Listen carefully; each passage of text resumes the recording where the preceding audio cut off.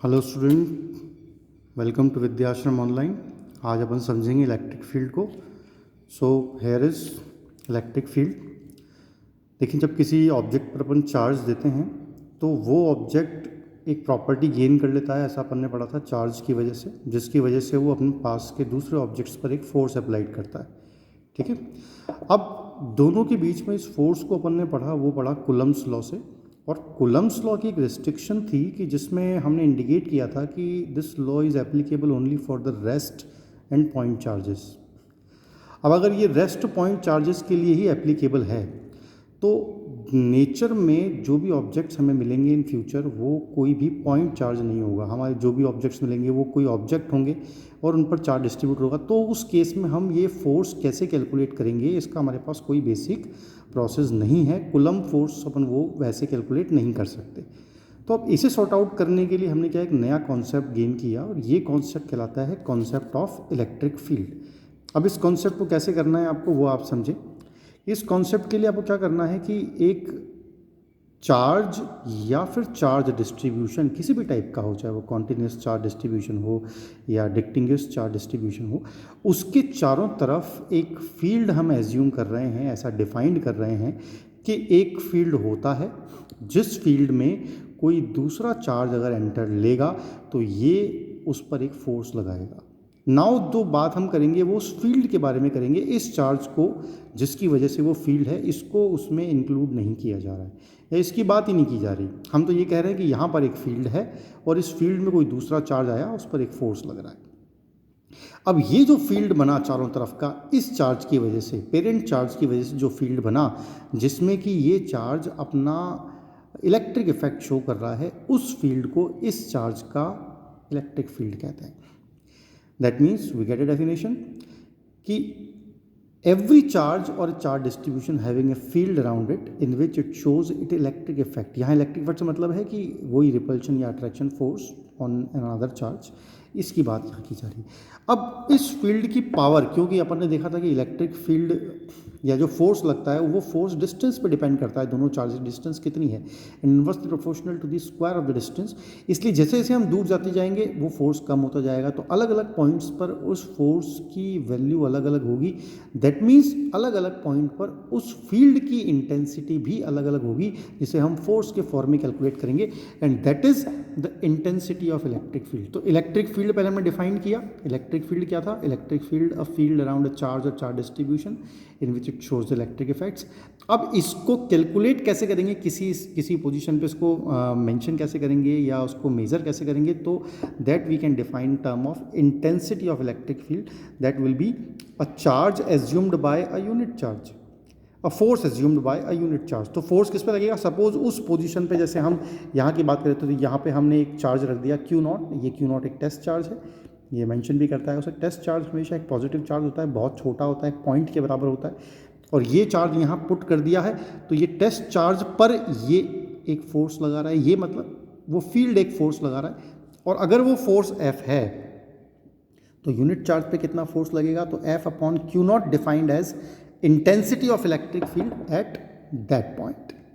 ठीक है। तो ये हम उस इलेक्ट्रिक फील्ड को कैलकुलेट करने का एक मेथड हो गया या मेजर्ड करने का मेथड हो गया, intensity of electric field. So every charge having a electric field around it and at a point the power of the field will be calculate in term of the intensity E। इसका symbol होता है, उसमें vector लगेगा, एक vector quantity है, इसके format में से कैलकुलेट करेंगे। यहाँ देखें यूनिट दे रखा है तो आप E का यूनिट निकाल सकते हैं इसी फॉर्मूले से। F अपॉन Q0 से फोर्स को लिखते हैं अपन न्यूटन में और चार्ज को लिखेंगे कूलम में। तो न्यूटन पर कूलम या फिर न्यूटन पर कूलम के अलावा एक और यूनिट होता है वोल्ट पर मीटर। इसे भी अपन पढ़ लेंगे आगे जब पोटेंशियल आप पढ़ेंगे वोल्ट के बारे में, लेकिन ये भी एक यूनिट होता है, आपको ध्यान रखना चाहिए यहाँ पर। अब फिजिकल सिग्निफिकेंस बात की जाए तो मैंने आपको अभी बताया कि ये इलेक्ट्रिक फील्ड जो हमने डिफाइन किया है E, यानी कि E is equal to F upon Q0 में, इस E का मतलब एक्चुअली ये फोर्स ही है। क्योंकि अगर यहाँ पे ये कह रहा है कि E is equal to F upon Q0 तो F जो है उसकी वैल्यू को हम Q0 इंटू E लिख लेते हैं। ये हमारा कॉन्सेप्ट बन गया। और ये कॉन्सेप्ट क्या कहता है? ये कॉन्सेप्ट कहता है कि इस E के टर्म में बेसिकली हम फोर्स को ही लिखेंगे। तो वो फोर्स जो कूलम से सॉल्व नहीं हो रहा था कि वो सिर्फ पॉइंट चार्ज पे ही एक्ट करता है, यहाँ अपन अब इसे किसी भी फॉर्मेट में एक्ट कर सकते हैं। तो ये जो मेथड हो गया, ये हो गया आपका फोर्स गेन करने का। और अब ये फोर्स किसी भी चार्ज या चार्ज डिस्ट्रीब्यूशन के फॉर्मेट में हो सकता है। हर तरह के फील्ड, हर तरह के डिस्ट्रीब्यूशन के लिए ये एप्लीकेबल होता है। हम यहाँ देखें, इस तरह की प्रॉब्लम में अब इसे काम में ले सकते हैं। जैसे कि ये एक आर्टिकल दिया हुआ है, इसमें एक ग्रेविटी नीचे की तरफ ऑब्जेक्ट को खींचती है, लेकिन ये दो प्लेट लगाकर आपने एक इलेक्ट्रिक फील्ड जनरेट किया है जो कि हमेशा प्लस से माइनस की तरफ होगा, यानी डाउनवर्ड है। और इसमें एक इलेक्ट्रॉन को रिलीज कर दिया है। तो इलेक्ट्रॉन पर दो फोर्स लग रहे हैं, एक तो ग्रेविटी की वजह से वो नीचे गिर रहा है, लेकिन इस इलेक्ट्रिक फील्ड की वजह से, क्योंकि ये इलेक्ट्रिक फील्ड नीचे की तरफ है और माइनस चार्ज पे फोर्स जो होगा इलेक्ट्रिक फील्ड के अपोजिट डायरेक्शन में ऊपर की तरफ होगा, QE फॉर्मूले से Q माइनस है, तो फोर्स इधर आएगा। अगर ये दोनों फोर्स बैलेंस हो जाएं तो इन दोनों चार्ज अपोजिटली चार्ज प्लेट के बीच में ये इक्विलिब्रियम में आ सकता है। कौन? एक नेगेटिव चार्ज। ये देखिए, mg नीचे की तरफ लग रहा है वेट और QE ऊपर की तरफ लग रहा है। अगर ये दोनों फोर्स बराबर हो जाए तो यहाँ QE इक्वल टू mg से ये सॉर्ट आउट कर लिया है। इस तरह के कई आर्टिकल आपको देखने को मिलेंगे। ये जैसे पॉजिटिव चार्ज के लिए लिया है, अब इसमें इलेक्ट्रिक फील्ड ऊपर की तरफ है तो ऑब्वियसली प्लस प्लेट इधर और माइनस प्लेट इधर होगी। तो QE अगर ये पॉजिटिव चार्ज है तो ऊपर रहेगा और mg नीचे की तरफ रहेगा, और ये दोनों को बैलेंस करते हैं किसी को, तो यहाँ भी अपन ये कैलकुलेट कर सकते हैं। पॉजिटिव चार्ज के लिए निकाला, तो पॉजिटिव चार्ज अगर होगा तो ऊपर की तरफ फोर्स होगा और नीचे की तरफ mg होगा, और नेगेटिव चार्ज है तो नीचे की तरफ mg है, और फोर्स ऊपर की तरफ करने के लिए माइनस और प्लस इस साइड से किया है। तो इलेक्ट्रिक फील्ड जो है वो डाउनवर्ड बनाया था, यहाँ इलेक्ट्रिक फील्ड जो है वो अपवर्ड बनाया है। ठीक है, तो ये पॉजिटिव चार्ज के लिए होगा और ये नेगेटिव चार्ज के लिए निकाला।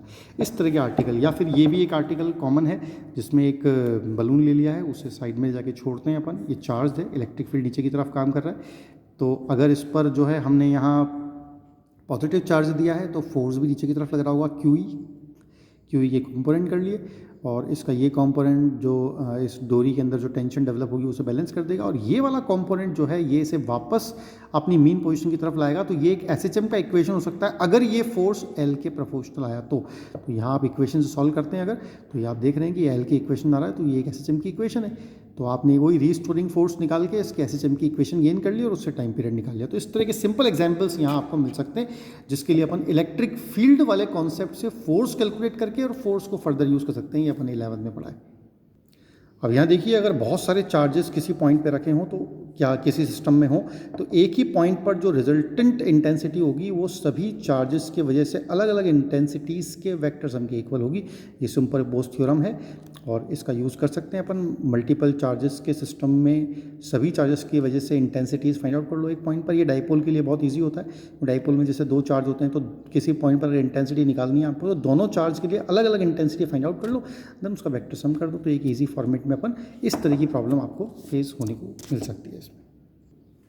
जैसे कि यहाँ देखें, इसमें डाइपोल जो दिया हुआ है, इसमें 2 पॉइंट चार्जेस हैं जो कि डाइपोल नहीं है, प्लस 16 माइक्रोकूलम है और माइनस 9 माइक्रोकूलम है। तो दो चार्जेस हैं, अलग अलग उनको पोजीशन दे दी है, और P पॉइंट पर इंटेंसिटी, तो इसकी इंटेंसिटी दूर जाती हुई होगी इससे, और इसकी इंटेंसिटी इसकी तरफ आती हुई होगी, दोनों एक ही डायरेक्शन में, तो डायरेक्ट ही ऐड कर देंगे। और इस वाले आर्टिकल में आप देखें कि दोनों चार्जेस इक्वल नहीं है, इसलिए ये भी डाइपोल नहीं बन रहा है। पर इस पॉइंट पर फाइंड आउट करें तो ये प्लस चार्ज है, इसकी इंटेंसिटी इस तरफ रहेगी दूर जाती हुई, और ये भी प्लस चार्ज है, इसकी इंटेंसिटी भी यहाँ दूर जाती हुई रहेगी। दोनों के लिए डिस्टेंस अलग अलग आएगी, तो ये भी अपन कैलकुलेट कर सकते हैं। यहाँ पे 10 की पावर -8 10 की पावर +8 डाइपोल बन गया है। ये प्लस का Q और ये माइनस का Q बराबर चार्ज है, और ये इसके इक्वेटर पे निकाल रहा है। तो इंटेंसिटी इस प्लस चार्ज से दूर जाती हुई होगी, जबकि इस माइनस चार्ज से इसकी तरफ आती हुई होगी। इन दोनों का वेक्टर सम कर दिया है बीच में, तो ये इंटेंसिटी निकालने का एक ईजी मेथड हो रहा है। तो मैंने आपको आज इंटेंसिटी ऑफ इलेक्ट्रिक फील्ड की नॉलेज दी है। इसके बारे में आप कुछ क्वेश्चंस करके देखें सॉल्व, अच्छा लगेगा। Thank you so much.